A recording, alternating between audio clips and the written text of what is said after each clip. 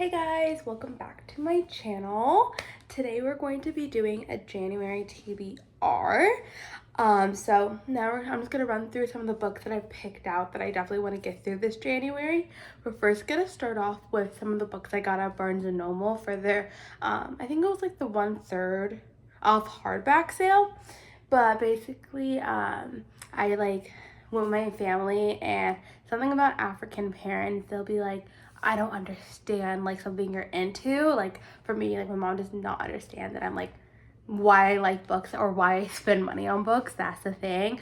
But then when you're at the check register, they'll like pay for it, and I'm just like, what are you doing? So I don't know if you can like relate to that, but I think it's like just absolutely hilarious. So I'm super grateful that I got a couple of these books. The first one is Atomic Habits. This one is by James Clear. I've seen this literally everywhere. Anyone in like the self-help, just like betterment, what's the word I'm looking for? Group. Like, just like people who are just like into self-help. This is like their number one book that they like preach.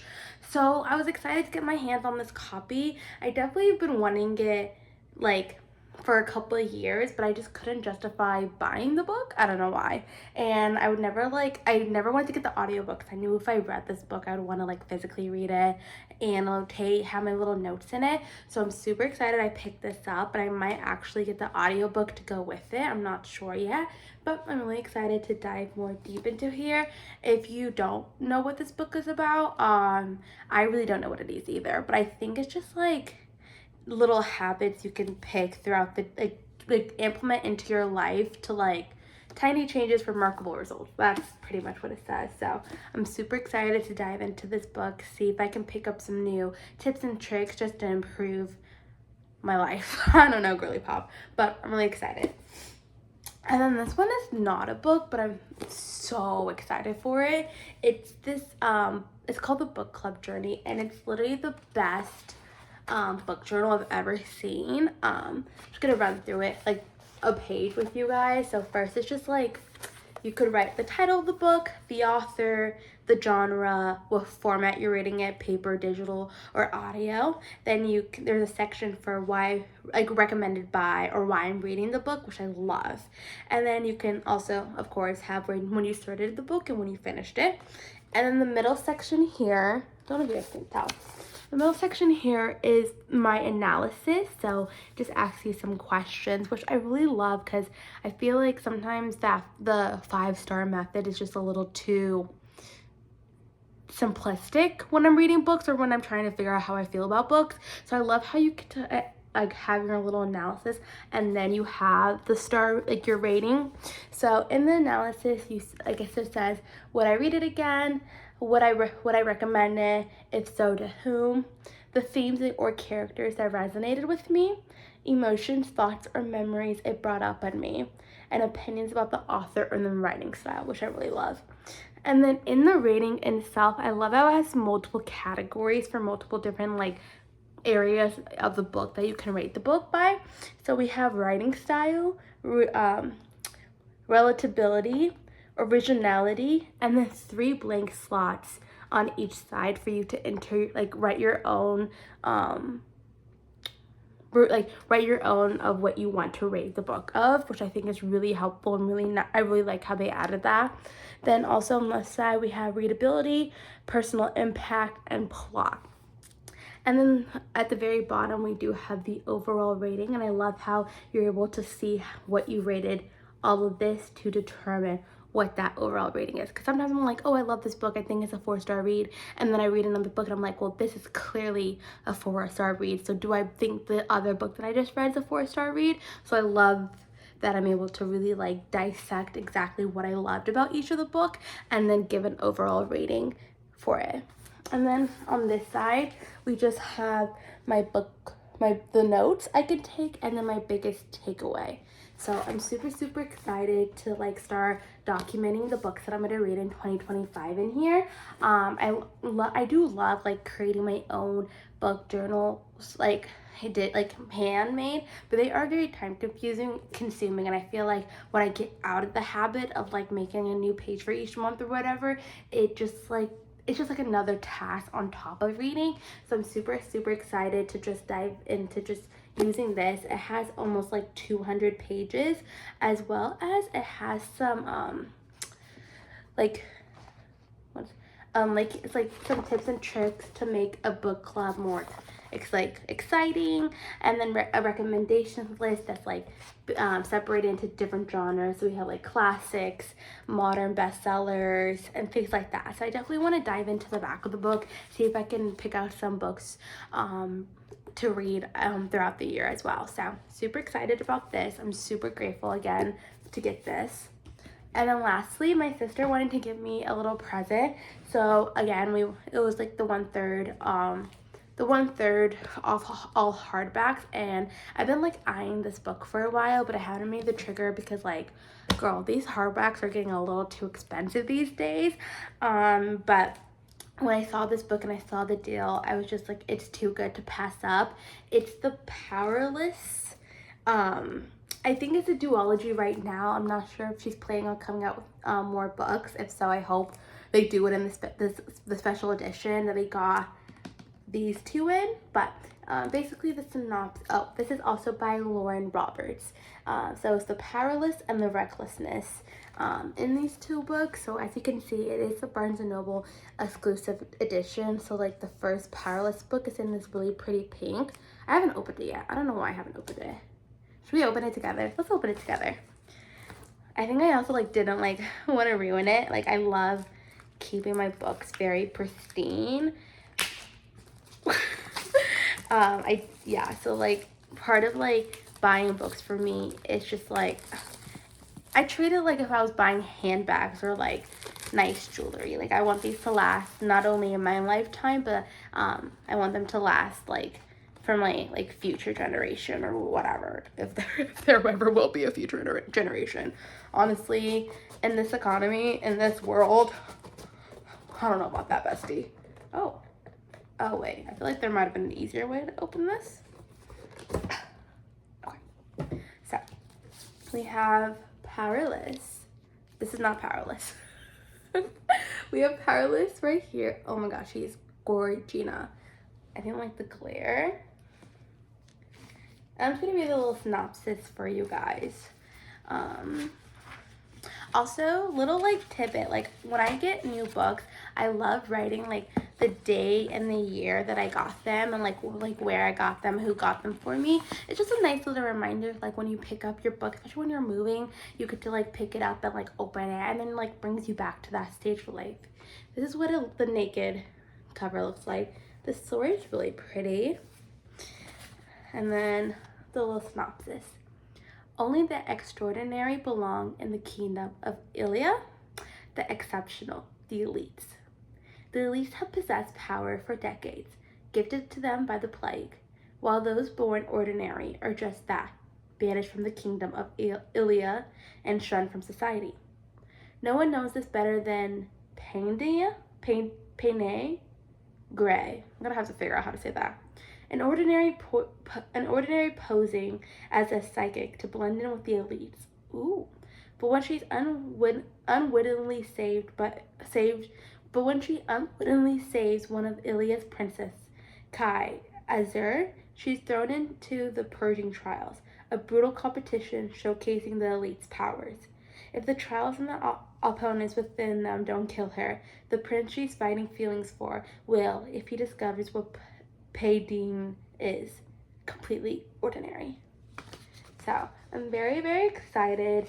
I think this is definitely gonna have just like that. I love a trial in a fantasy story. I love just like a competition, and I think it adds that another element of just like, she has no power, she's ordinary. And I hope in this series that they keep it that way. I hope she does not develop powers in book 2. I hope that, because I feel like that's a concept in a lot of these like fantasy books where like they're powerless and like they're like just like they're just a small girl who doesn't know what they're doing, and then by book 3 they're just like this epic queen with all this immense amount of power. And though I do enjoy those stories, I think it would be really cool to just see if the main if the protagonist like doesn't acquire any power at all. If she just stays ordinary, I feel like that would be, I think that's what like caught my eye in the very beginning, like when I saw this book. So I'm very excited to see where that takes us. And then lastly, I just have two books I've started, but I haven't just had the time to really dive into.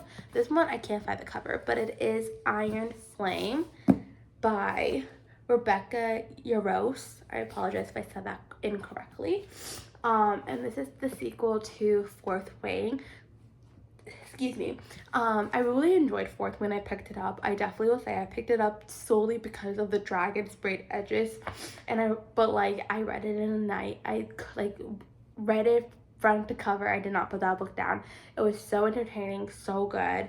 So I do have the second one. I am not sure exactly where I am on, because I know I do have the audiobook for it, and I did listen to a couple chapters on Audible, but I'm not really sure why I haven't finished it. It's not that it's not entertaining or anything. I don't know, maybe it's that second book, slump syndrome. I think there'll probably be a third book. I'm not sure.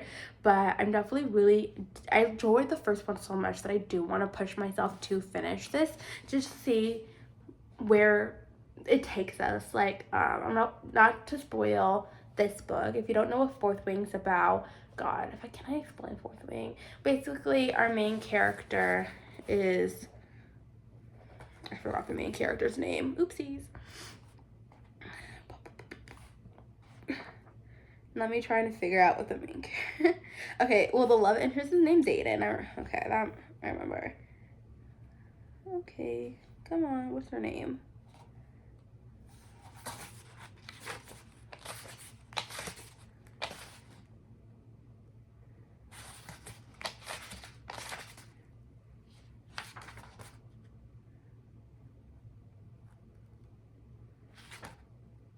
Anyways, I can't remember the main character, whatever her name is. I'll remember it soon.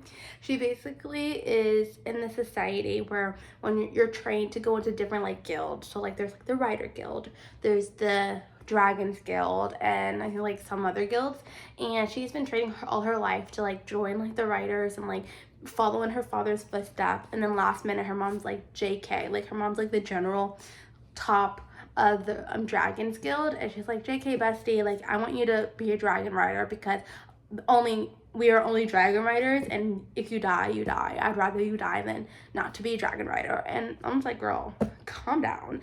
But yeah, she's thrown into the Dragons Riders Guild, and she kind of excels. Like my girl like pops off, and she finds a boy. Obviously she finds a boy, and it's really, really cute. I really enjoyed it. The first couple chapters I read of this I've also really enjoyed, and I loved the brewing plot that's like happening right now, the conflict, and I want to know what's this all gonna culminate to, because there was a lot of big things that we learned at the end of the last book.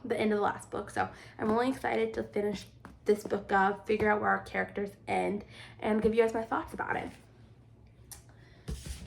Lastly, I picked up this book, I want to say, I don't even know, me saying write in your books. When you forget to write in your books, that's when it really like makes you like really sad, because then you like dang it, what the one book I forgot to write in, I don't know where I got it. But I picked this up a couple months ago. It's the Throne of Secrets by Carrie Maniscal. I'm sorry if I pronounced that incorrectly.